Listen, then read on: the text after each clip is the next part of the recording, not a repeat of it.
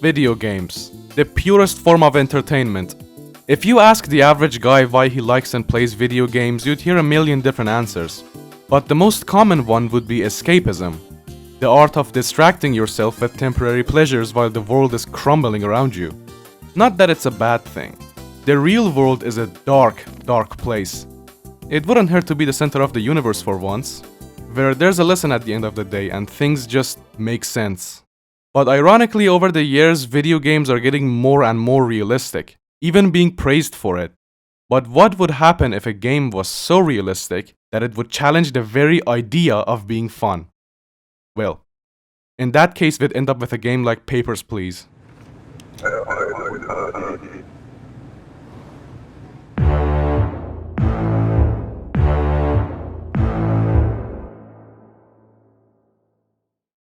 If you're watching this video, chances are you already know what Papers, Please is, since it came out like 10 years ago. But if you don't, the best way I can describe it is, it's like those job simulator VR games, but instead of being fun and lighthearted, it's like an actual 9-to-5 job. You play as a border inspector in the miserable fictional country of Arstotzka, with the basic goal of reviewing papers and documents, and that's about it. Arstotzka and its neighboring countries are terrible places to live, and the game subtly lets you know that right from the beginning. Your first couple of days as a border inspector is exactly the way you expect. Very boring. You accept the citizens and deny the foreigners. Naturally, they won't be very happy about that.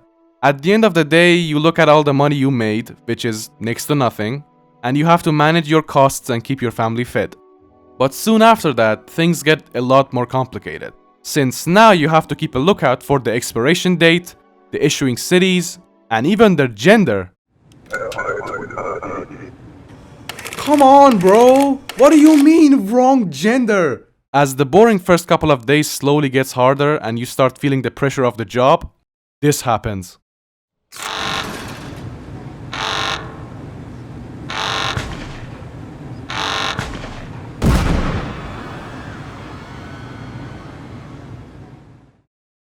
This moment serves as a kind of wake-up call if you haven't been taking the game seriously so far. And I love it. The best part about the game is the random events that can suddenly happen. From a terrorist attack to something as subtle as the people you interact with. And all of these have very dark implications about the world of Papers, Please. Even though we're just a worthless cog in the machine, we still have a certain power over these people. And the game uses that to test your morality. In the fourth day, we meet this woman. She just wants to see her son again, but her entry permit is expired.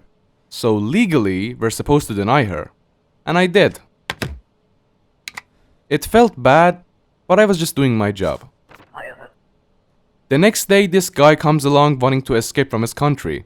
Everything checks out, so we let him through. But his wife was missing an entry permit. Logically, we should deny her like the others. But if she gets back to her country, she'll be executed. So denying her is basically pulling the trigger.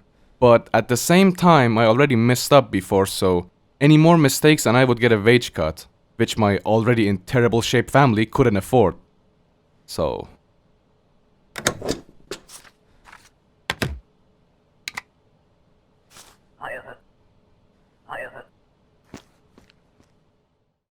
Less than 30 minutes into this pixelated indie game and I was seriously invested in this world. But all of that aside, how does a game like this manage to be fun gameplay-wise? Well, according to some people, it doesn't. But I disagree with that. There's something that keeps the game from feeling boring, in my opinion.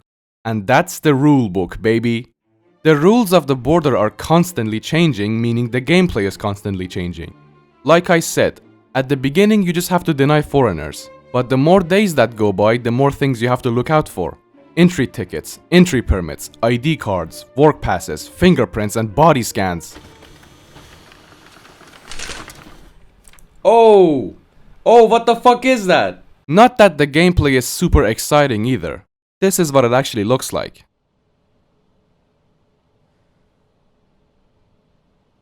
And that's okay. Eventually, after some time, I got used to this whole thing, as if it was my own job. And that was kind of peaceful. By the way, my entire family died. Like, it is shockingly hard to try to keep them alive. But that's okay, I guess, since it's an actual speedrun strategy. Having a family is expensive, which means we want to kill everyone except for our wife. So we're gonna get food and heat for the next few days, and that ends day 1. You're allowed 2 mistakes per day before the government docks your pay. So if you're careful not to make any mistakes, you can intentionally let some people through who shouldn't legally be able to. Meaning that poor woman could have survived if I hadn't made those mistakes earlier. Aside from that, a lot of people offer you bribes or give you tasks that could help you out a lot down the road. If you accept them, that is. You can choose how much you want to keep your nose clean, but eventually you'd be forced to make some moral compromises. Even if you stay loyal to the government. 'Cause the government is corrupt themselves.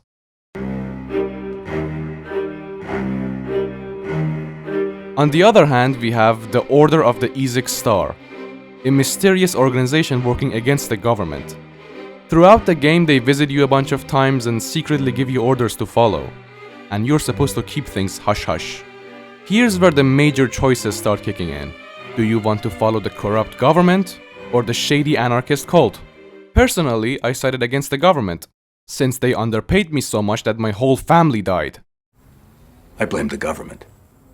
Throughout the game, a lot of interesting stuff can happen. Whoa! Whoa! Whoa! Is this a fucking bomb? There's a lot of reoccurring characters with their own arcs and some interesting side content. But the most interesting is hands down this war against the two sides, and the choices you have to make because of it. Based on those choices, there's a total of 20 endings we can get, most of which are just different variations of getting arrested and executed.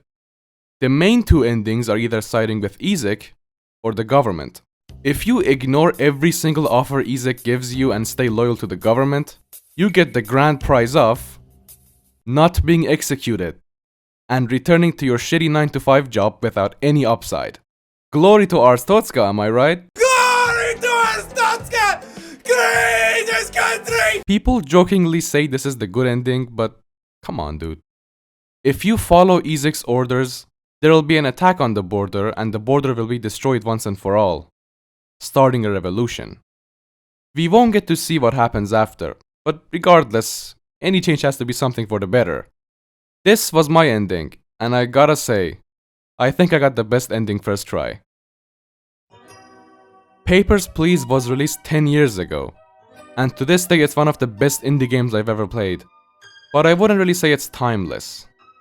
The newer generations will probably need a Subway Surfers update to be able to handle it. Jokes aside, it's not a game that I would recommend to everyone, but I liked it. I made my choices, and at the end of the day, I think I did alright. Oh, god damn it!